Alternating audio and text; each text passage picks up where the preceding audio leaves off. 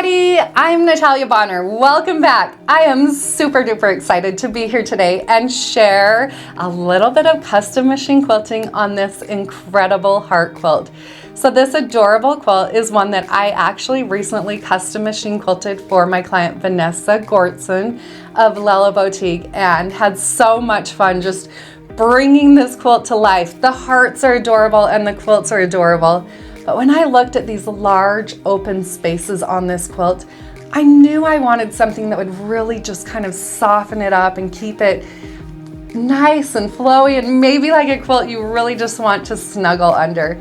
So today I'm going to be sharing just a little bit of my process machine quilting some feathers through these large open spaces on this quilt. I am going to be using my Sway 4 machine quilting ruler to quilt the spines on these beautiful feathers. Before we actually start with the quilting though, I am going to be doing just a little bit of marking using the blue Mark Be Gone marker and a rotary ruler. So if you want to quilt a feather design like this, grab those products, grab your Sway 4. You can even use the Sway 5 or the Sway 3 and use these exact same techniques to custom machine quilt some beautiful feathers. I'm using here my Gamel 22-inch machine to stitch out this beautiful design, and I am stitching in the stitch regulated mode with my stitch length set at 13 stitches per inch. The thread that I'm using here on the top is So Fine, color number 451. It's a really nice bright white thread. And then in my bobbin, I've actually been trying out the brand new pre-wound bobbins from Superior Threads. They're a little bit different than their older pre-wound bobbins. I didn't always love those bobbins, but I've been using these ones quite a bit lately and I am in love with them. So that's what I'll be using here today. I am also using one layer of the Quilter's Dream wool batting, which really helps to create the beautiful texture on this quilt. Alrighty friends, let's hop over to my machine and let's get stitching.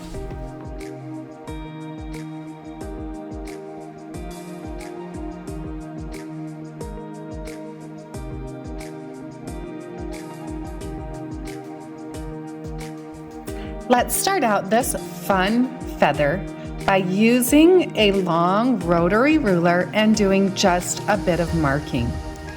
I'll start out here by finding the center horizontally on this border.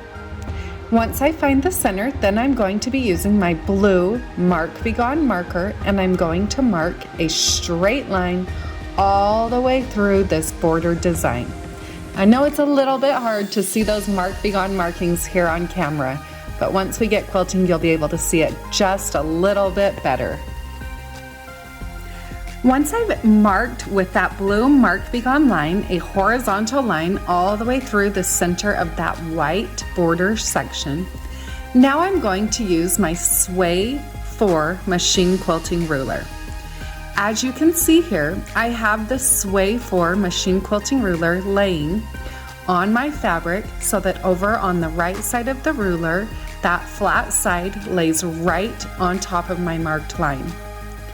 If you look straight across to the left now, there is a straight line that is perfectly lined up with that flat side on the right side of the Sway ruler. I'm going to line that marked line up right on top of my blue marked line as well. You'll notice that this is about a ½ inch off from center. That is the position that I'll be holding my ruler the whole time that I quilt. When using the Sway machine quilting rulers, all 3 of my Sway rulers are designed this way.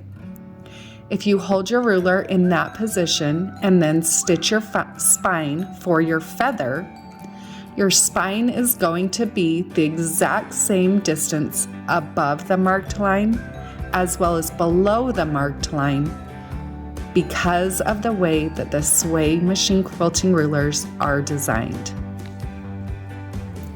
Now it's time to start quilting. Remember, anytime you're doing machine quilting with machine quilting rulers, you need to make sure that you have a ruler foot on your machine. As you can see here, I have that nice thick foot. That is a ruler foot. Then underneath my quilt fabric, On the throat of my machine, I do have an extended base plate, which is a large, flat working surface that makes it nice and flat for me to place my rulers on as I'm machine quilting. These are some tools that I believe you must have before doing any machine quilting with rulers. One tip before you get started: whenever machine quilting with rulers, always remember gentle pressure. You'll want gentle pressure on your machine, using your right hand to guide the machine, as well as gentle pressure on the ruler as you hold the ruler in place. As you can see here, I'm using my Sway 4 machine quilting ruler to quilt that spine for my feathers. I'm starting on the left side of the quilt, lining up the ruler so that the flat side on the ruler lays right on top of my marked line, as well as the marked line that goes through the circle on the left side of the ruler. I'll stitch following that nice curved side of the ruler. Once I've stitched all the way up to the point on the flat side of the ruler, I'll stop with my needle in the down position. I'll readjust my ruler and then stitch my next little set of curved lines. And with this design, I don't need to worry about corners or anything like that because I'm stitching just all the way across the quilt. Once I've stitched all the way across the quilt, I am actually going to stop and move back to the left side of the quilt to stitch out this particular feather. I do have a new video coming soon to the Piece and Quilt Academy where I'll share my process of machine quilting the rest of this incredible quilt. I will quilt feathers in different directions and use a few fun fills to quilt on those adorable hearts. You can enroll in the Piece and Quilt Academy on our website, pieceandquilt.com. Once I've stitched out this spine, now it's time to add in some really fun feathers. On this quilt, I just wanted something beautiful and elegant, but also kind of playful. So I'm stitching out a combination of playful feathers, bump back feathers, I'm adding in some flat feathers, I'm adding in some leaves, all sorts of random feathers just filled in, not necessarily any rhyme or reason, kind of looking ahead to think, all right, what would fit best in that next shape? Because I am filling in down into the top of those hearts, there are going to be some funky shapes or funky feathers that kind of fill down in there. So being a little bit wild with my feathers on this design actually ends up being a benefit.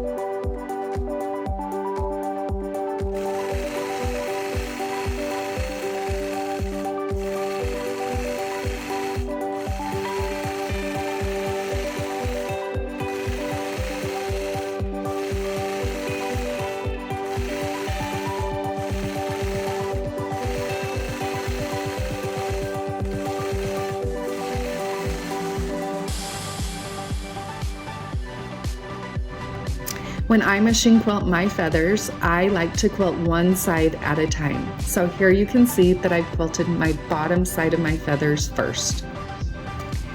Here you can see just how adorable that first half of my feather looks across the top of the quilt. Now I will tell you, as I advance through this quilt, I am going to stitch the feathers a bit differently, and I will actually switch to the Sway 5 machine quilting ruler. So don't forget to check out our Piece and Quilt Academy video where I'll share more of that process. That video will be available soon. Once I've stitched that first side of my feathers, now it's time to complete this first feather. So let's stitch along the top side of this feather. Again, being as wild as I can, combining many different styles of feathers.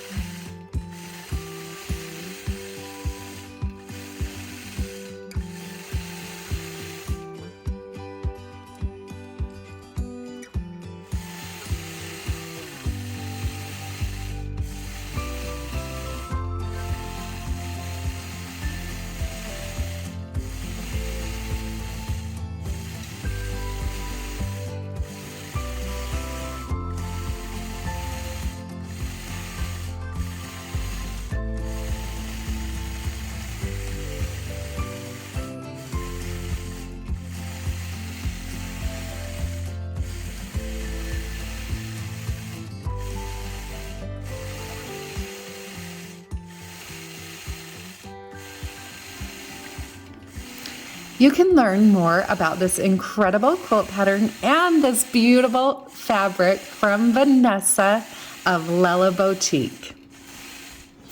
So here are just a couple more images of this incredible feather after my machine quilting is all complete. I love how this feather turned out.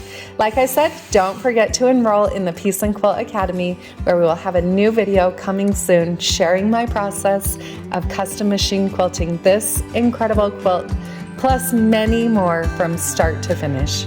Have a great day, everybody.